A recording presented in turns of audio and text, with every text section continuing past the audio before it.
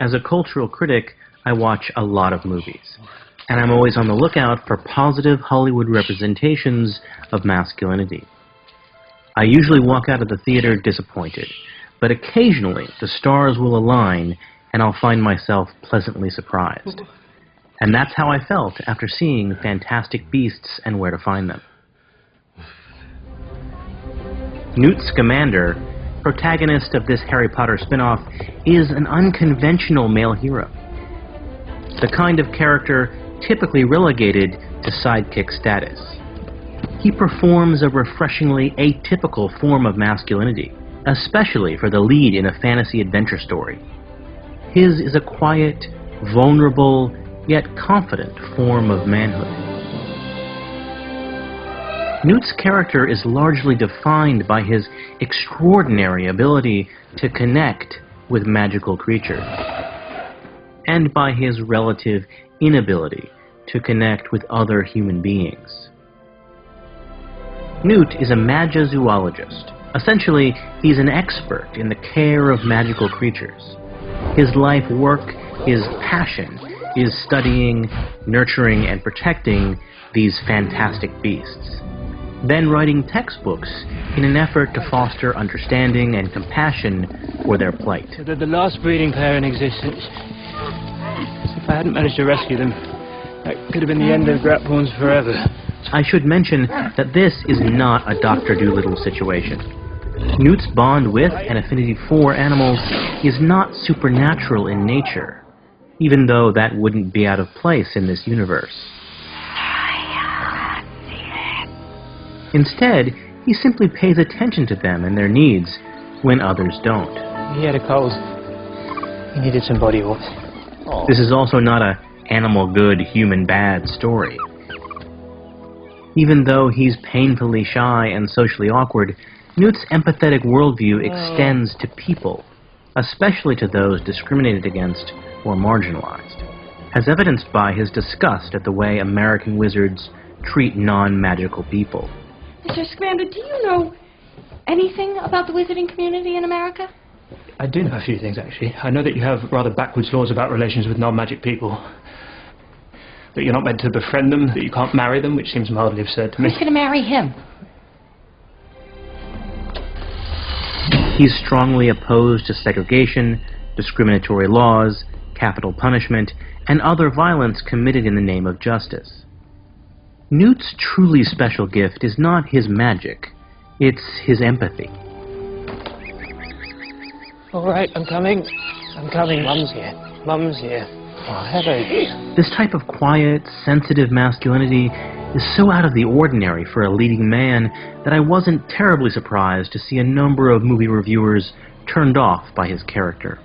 The New York Post said that Newt was not a very engaging lead. MTV said he lacked depth, soul, and a coherent personality. The Village Voice went so far as to say he seemed physically ill much of the time.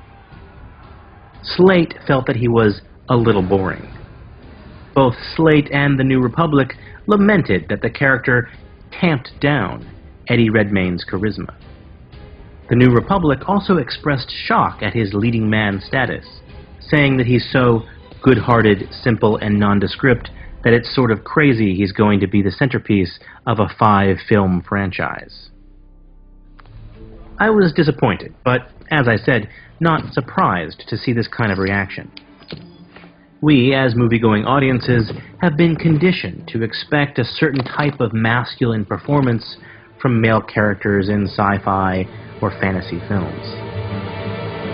We expect leading men who are, or learn to be, autonomous, brazen, and physically strong. Or at least men who are witty, boisterous, and charismatic. Preferably, all of the above. It's practically required for male heroes to hide their vulnerability. We've learned to easily forgive aggression and arrogance in men, but to take exception at presentations of humility or sensitivity. We're accustomed to seeing men who are quick to violence and slow to diplomacy. Newt is a significant departure from this trend. His version of manhood doesn't stem from physical strength, or combat skills, or feats of daring do. Thank you.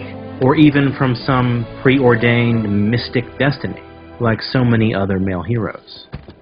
He's sincere, nurturing, emotional, and sensitive. That's definitely the Murtlap. You must be particularly susceptible.